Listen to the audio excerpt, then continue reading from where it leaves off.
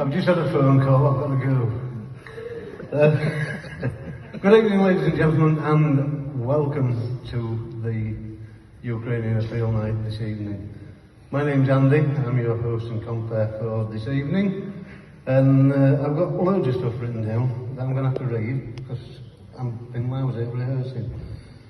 So please let us think of the people of the Ukraine as we sit and enjoy this evening. Let's also be thankful for everyone's generosity in making all this come to fruition, and to all tonight's on-stage guests and the people involved starting the appeal fund. Great people like Sonia, who was the first to open her door and get the ball rolling, and of course Danny from the Leo group for organising the wagons to get deliveries and donations to the borders. To all the van drivers who've driven over and taken supplies, to Jeremy and Mel Hall for donating the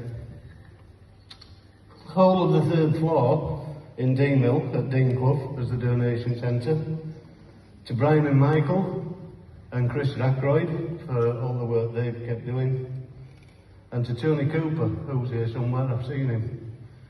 Where is he? Who's been stood outside in all weathers, meeting people, dropping off donations, and of course the lovely Sandra, who I've seen earlier, who I've spoken to on many occasions. And also thanks to my friend Mr. Ivan Kuzio for dropping me in this spot right now. And if I was going to heckle, can you do it now?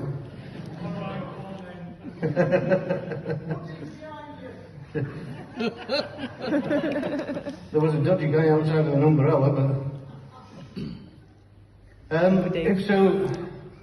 if you know the history of the Cossacks, you won't be surprised to find that the Ukrainians, who seem a quite humble nation of people at first sight, can go on to protest and become courageous warriors. It was the Cossacks who spread the word and popularised the term Ukraine, which had not been used in the pre-Cossack era as the name of their territories. The Ukrainian Cossacks gained their independence in 1649, and history considers these Cossacks to be the first purely Ukrainian society. They fought the right to exist, develop and resist hostile encroachments. And in these troubled times, while still under constant attack, these values still hold.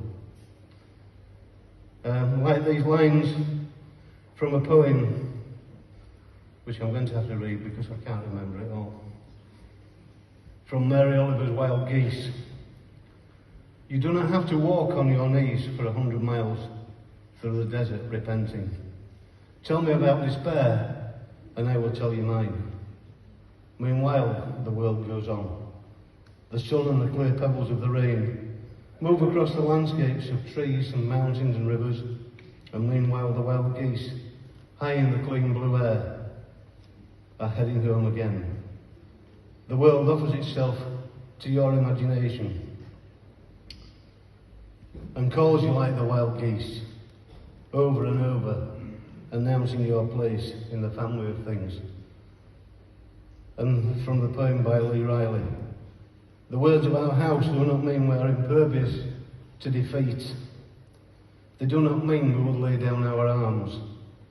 They are not a declaration of our physical might or a graceless disregard toward courtesy.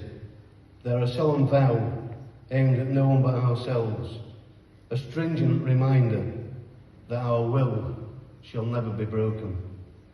Just like the wild geese, unbowed, unbroken and untamed.